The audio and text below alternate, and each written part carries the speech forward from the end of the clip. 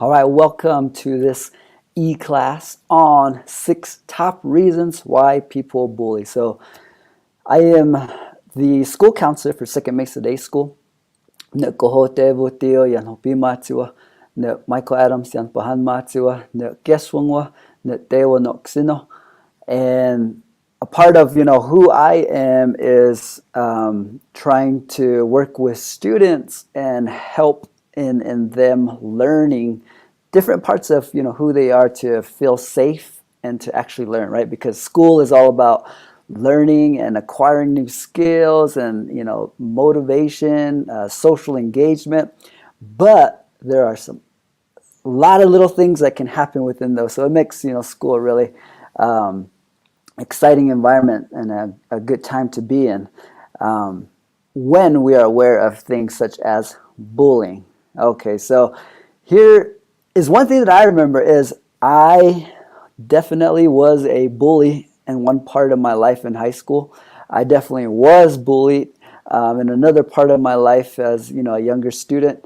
And part of what we know about bullying is we can look back and we can say for most of the adults watching this that things used to be so much worse for me back then, or they're lucky that they didn't go through what I went through, right? And then we all have those stories of how things were different. But this is really a powerful topic, right? Because just because somebody goes through something in a different way doesn't negate how it makes them feel. And so even if we try to compare our hurts, that's like just a meaningless conversation, because hurt, pain, sadness, that is real to the person. So that's one thing that we're going to understand today in our presentation, 6 top reasons why people bully. All right, so October is Bullying Awareness Month, if you didn't know that. And so reason for this class being shared is about getting the awareness out of what really bullying is and what it is not, and how we can help children understand the different levels of behavior that they receive from another person. And because this word bullying carries a lot of stigma. I mean, it carries a lot of weight. If our child is to come to us and say, I am being bullied at school, think about all the red flags that go up in your mind, thinking about how they're being treated, what's happening to them. And so we're making a lot of interpretation based on what we see in the media, what we've seen happen with school shootings. And it's like a very red flag goes up in our minds when we hear that word. But we got to also understand it from how the kid is using the word and how they're using it to describe what's happening to them. And so this presentation is going to be really key in on the details, like the subtle details that separate things between bullying, mean behavior, and rude behavior. So I'll go ahead and check it out as we move along. So first question really is, what is bullying? What is bullying? So in this little picture right here, we can see that we have a figure who is enacting their power, right? They're enacting their power over another person, usually a smaller person, maybe perceived as less, maybe confident in some ways, but right, we have this figure who is overpowering, and we know that bullying just doesn't happen in schools. It happens in organizations and businesses, right? People grow up to continue these behaviors because it serves them in some way. So, what is bullying? Bullying is when someone says or does something hurtful on purpose, again and again. It's almost like they have no sense of regret or remorse, right? It's hard for them to really understand, to feel sorry for the actions or the hurt that they've created in another person. Even when they're told to stop, or that they see their victim is hurt or upset, bullies see others feeling powerless and scared, and for them they enjoy seeing that. So in this picture right here, the character, he's doing it over and over again. He's, giving the owl, rubbing his knuckles on the owl's head, even though it's causing the owl to hurt, but he's getting a joy from doing it. So, that's really what bullying is. And so it kind of takes a lot for a person to be an outright bully. And when we see this behavior, we want to make sure that there is time and attention given to it, not only to stopping it from happening to, protecting the other person that it's happening to, but also helping the person who is the bully get some help themselves. So that's really what understanding bullying is. It's over and over again. It's not just one-off incident. It's something that happens over. It's constant, like they're being sought out. The kid is being sought out day after day from this one particular kid, and that kid, it can feel very scary. Okay, so when it's not bullying behavior, we go one level down, one level down to mean behavior. Now, bullying and mean behavior, there's a difference. So what is mean? When someone intentionally says or does something to hurt your feelings, So there's the intention, like I have the intention to hurt you. So I plan it out in my brain. I plan out what I'm going to say and what I'm going to do so that it hurts your feelings. And it's usually a one-off incident. So it's one time, two times happens, but they're not being sought out after. It's just like, somebody was being mean to them. And so understanding, the difference between bullying and then mean behavior is important. Just because, we as the adults interacting in the situation or the student, If the student doesn't know the difference between this, everything to them is bullying. And then, if that's how it's being seen from the parent, then it's a red flag issue. Whereas if the kid can understand that, okay, what is the difference between bullying and mean, then it almost helps them understand why something is happening or how it is happening to them. So just understanding those differences makes a big difference in the child's perception of the behavior. Next one is rude. So we got bullying behavior, mean behavior, and then we have rude behavior. So what is rude? When someone unintentionally says or does something to hurt another without considering how it hurts. So again, we're looking at intention. Did they intend to do it? Or was it something that came across by accident? Was there not an intention there to do something to hurt someone in some way? And so we can really understand, okay, is this person who did this to me, are they being rude? Are they being mean? Or are they bullying? And then we can look at the range of behaviors that have happened to then categorize it. And then it helps us understand, okay, what's the best course of action to get it to stop? And for us, understanding that as the adults, that's how we can help our child, is helping them describe it in a way that the kid understands what words to choose. Because, again, these words carry a lot of weight to them. And so we want to help them create clear communication so that they can, tell someone to help, or they can, learn the skill to help themselves. But, when we come into this, we are understanding that there is bullying, or, there's a type of bullying going on, or a type of meanness going on. And it happens in different ways. It happens in different forms. So let's go ahead and explore, some of those forms. So this one will be an example of physical bullying, As we can see in the little video, there's actually someone who is putting their hands on another person, and their intention is to hurt the other person. And so physical bullying is, a pinch, a poke, a kick, a slap, a hit, a, pulling of the hair.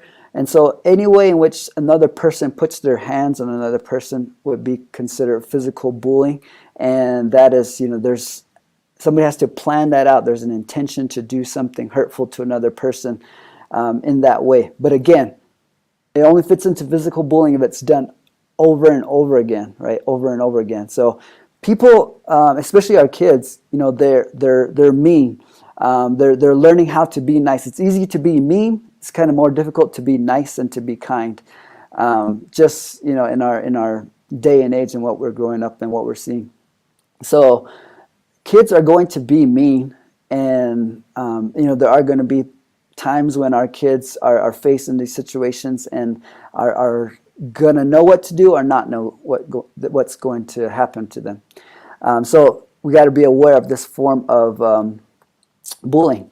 Next one is verbal bullying, right? And so this one is just someone is intentionally saying something to make the person feel small, to make them feel embarrassed, to make them feel like they're not a part of the group or they're different, right? And so it's a verbal thing coming out from their mouth, and they're saying it to them. So they do it over and over. So that categorizes as verbal bullying, right? They're saying something directly to the person over and over. And these again can be very very difficult forms of interaction and bullying. The next one is social bullying. So social bullying has to deal with being in groups, and as we can see in the picture right here, there's people telling secrets, gossiping, rumors. Right, they're spreading negativity with the intention of hurting another person or ostracizing another person or making them feel different, judged or not good enough. Right, they're somehow attaching someone's name to negative labels, like he is this way, she is this way, and so social bullying is really about groups of people, intentionally doing this to hurt another person. Another way that it can happen is, you can't sit here, you can't be a part of our friend group, you're not allowed to play with us. Again, it's that exclusion of another person. So that's what really represents that social bullying aspect. Next one is with the advent of our technology and our media and what we have access to, cyberbullying ends up becoming a big one. Cyberbullying is really another person behind another screen who is intentionally looking for ways to hurt you or to demean you or minimalize you, right? And so whether it's calling you something, whether it's taking your picture and drawing on your picture to share out for somebody to laugh at, or to we have this effort from somebody to intentionally seek out another person and hurt them, right? So harassment, doesn't just happen in person. So cyberbullying, again, it is something that we have to be aware of, because in the engagement with how our children are interacting with different people, different groups. And so knowing that how our student is taking this can be really important to understand in these 4 forms of bullying. So again, physical bullying, verbal bullying, social bullying, and cyberbullying, right? Just for us to know that those are the forms in which they come in our day and age. So, we ask ourselves this question: how does it feel to be bullied? What does it feel like to be bullied? And if you're to step into the position of being picked on, criticized, judged, embarrassed, excluded, made to feel different because on your skin tone, physical appearance, maybe a disability, right? And so this ends up, we know that people, there's certain levels of sensitivity that we show. And so for some people, they may be very sensitive and may show it really quickly. And versus other people may be very sensitive and not show it at all. And then other people, just tend to ignore it, and it simply just flies off them. But this is a skill that for sure has to be learned. But how does it feel to be bullied? The feelings that we're going to notice within a child is their mood, right? What's their mood? Are they no longer motivated like they once were? So the lack of motivation. Maybe it is the feelings of sadness, just wanting to be by themselves, not wanting to try on different things or do different things because of how may they appear to a certain group of people. Maybe it might be the feelings of nobody cares for me, nobody wants to hang out with me. I have no friends. I don't feel like I belong here. So we get a range of different things that come up when a person starts to internalize and personalize the treatment that they're getting from other people. And so, right, bullying remains very important because over the course of time, if it doesn't stop, it tends to take a toll on the person's internal belief system of themselves, right? It tends to really make a person believe another person's opinions, right? That they're not good enough, or that they're not of value, or they're not worthwhile. And we tend to do that. It's just a natural thing. When we hear somebody else call us out, we tend to put the importance of their opinion as very high compared to our own. So it especially for young children, it's even more powerful for them to feel that sense of worth as a child. So if we're to go on to, how does it feel to be bullied? Why do people bully? So here are the 6 reasons, why do people bully? Why is it a thing? Why is it something that happens? And here's reason number 1.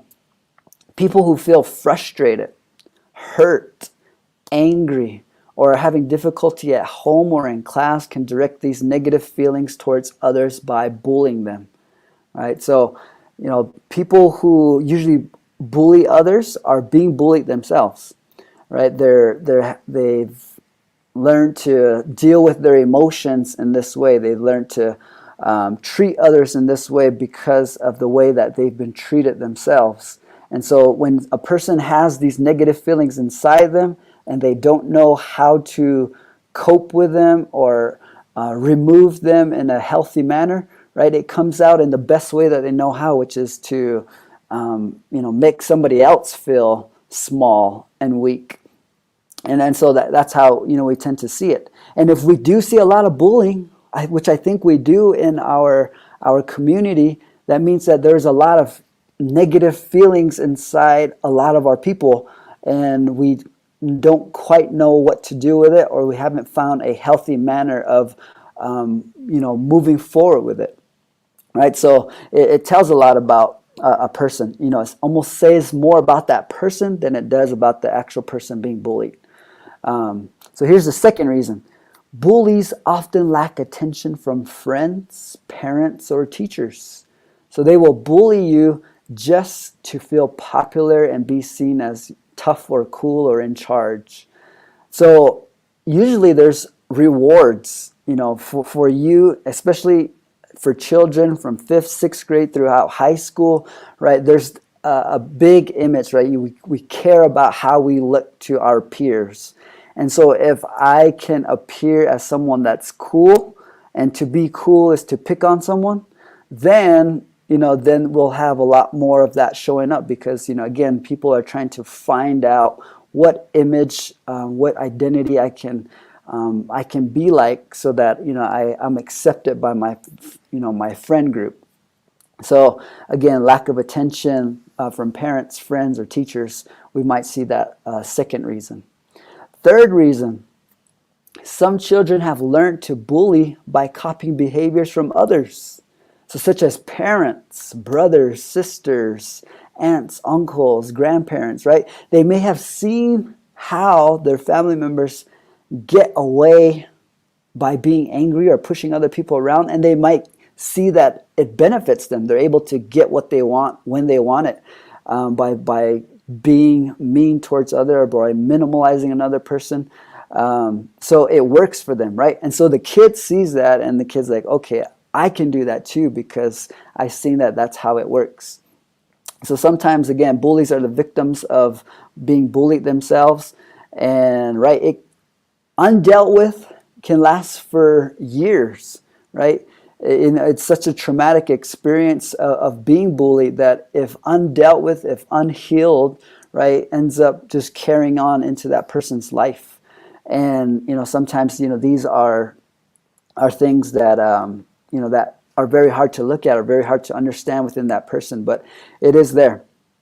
So number 4 reason, some people were never taught to be sensitive to other people's feelings and emotions when they were growing up, right? So again, this was what we call the word empathy or compassion, which is being able to step inside another person's shoes and feel how they feel, and then just try to imagine what they're going through, right? And this is a skill set. We don't come out of the box knowing how to do this. We have to be taught how to do this. And so, right, some people might not have just been taught how to do that. So being able to approach a situation where there might be bullying going on is very powerful to help the two people come together so that they can understand what's going on with, how it's impacting another person. And they might have never been taught that it was unacceptable, right? So it could have been the norm in the family, just to, this is how we treat each other.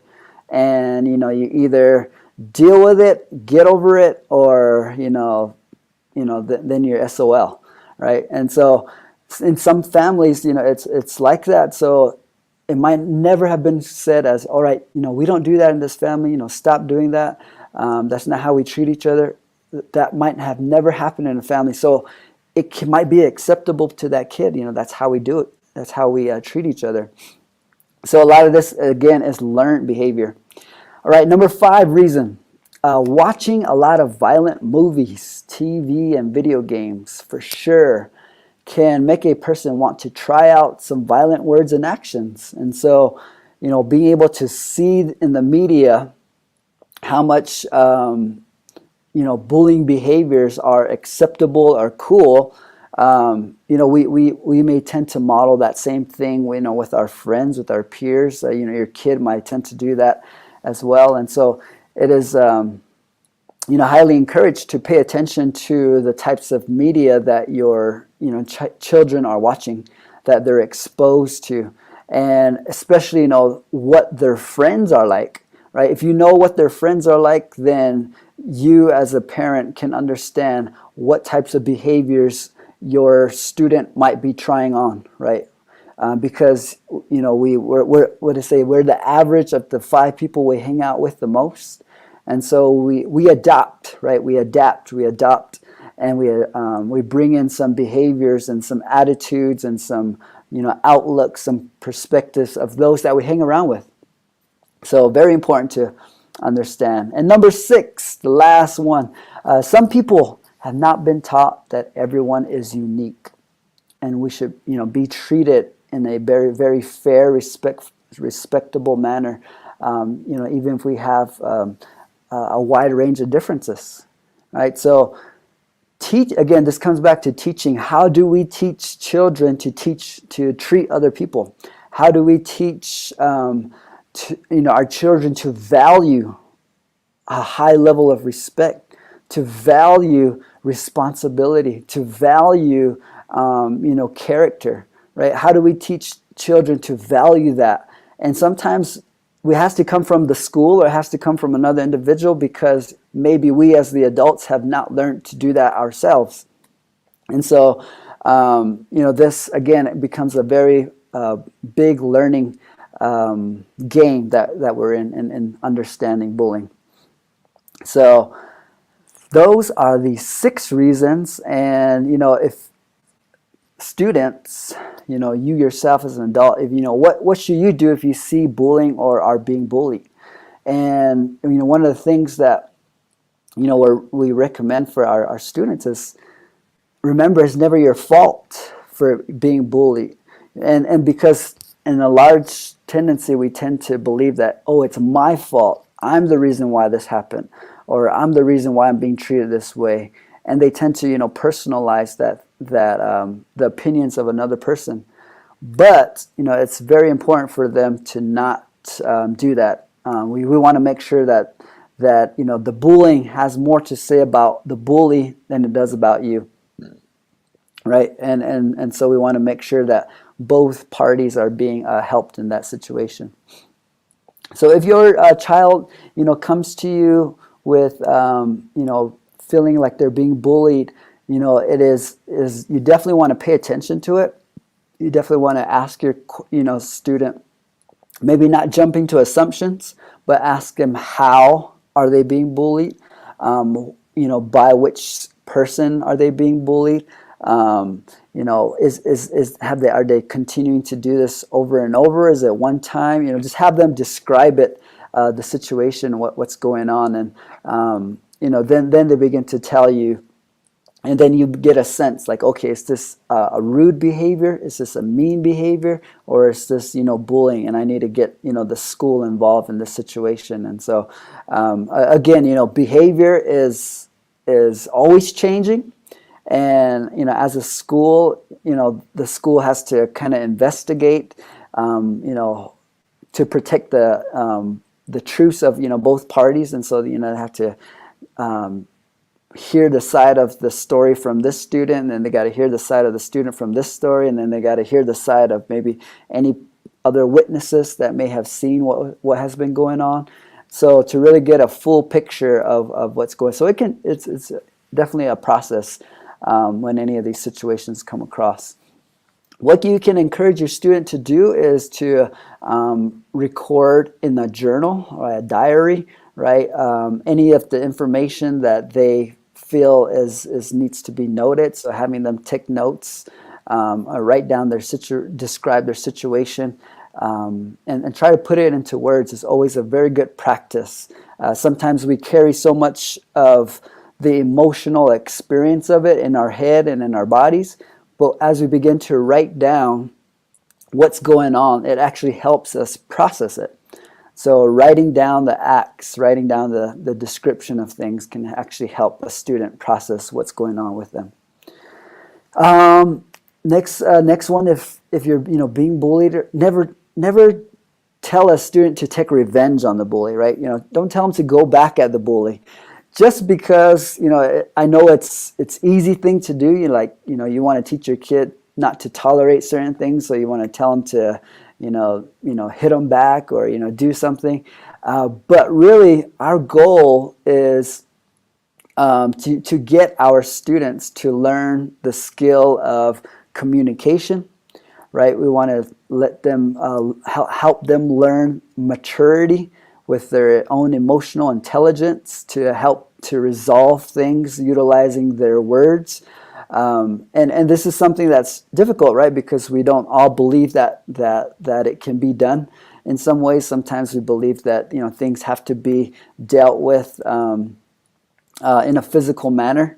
But in what we're teaching here is, we're trying to teach that, okay, the way that we handle a situation, seeking revenge, it does not do the larger community good to go about that direction.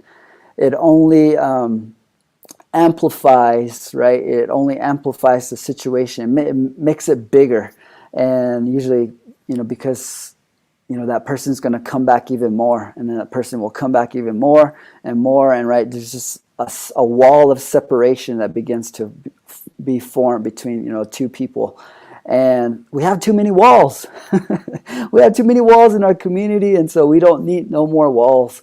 Our goal is to really get our kids to be better and evolve our community into something better, right, for our children, great-grandchildren. So teaching them these skills is really important. Teaching them how to work through it with an adult, or work through it with some other skills of advocating for themselves.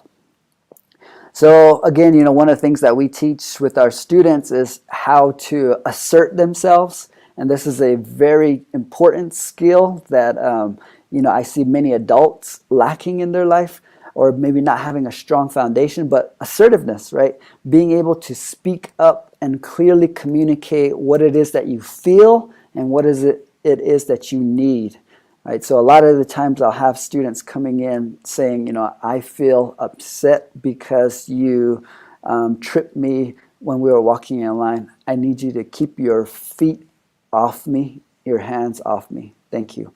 Right, so getting a child to learn how to speak in that manner does a world of wonders for them in their life, in dealing with conflicts and potential situations in their life. So that's a skill set that we're working on teaching our students.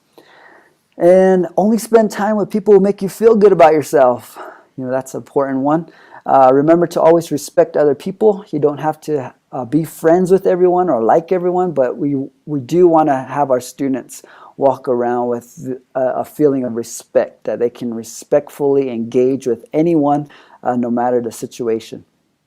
Because we're a school, we're constantly coming into contact with each other. So that's what we're emphasizing.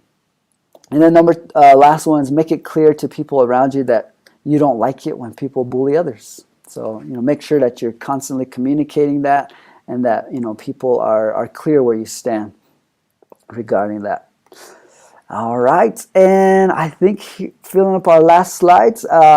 You deserve to learn, right? Our students deserve to learn, to feel safe, to be happy and feel good, right? We know that learning does not happen unless there is an environment where they feel safe, where they feel confident, where they feel like nothing's going to happen, like they're protected, right? And if they don't feel that, right, their mind is not going to be open to learning, because they're going to be worried about being attacked, being threatened. And so it's very important to pay attention to the conditions in which our students are operating in. But that's what we all deserve, for sure. And yeah, so thank you for that for being able to watch and engage with this presentation. Again, it's October is Bullying Awareness Month, so we want to be just share some awareness that we're making efforts as parents, as the adults, and as a school, making efforts to create these environments where students feel safe, and ways that we can help them feel accountable, and things that we can do to help our students be well, right, and have that emotional health. So again, thank you. Kwa kwa.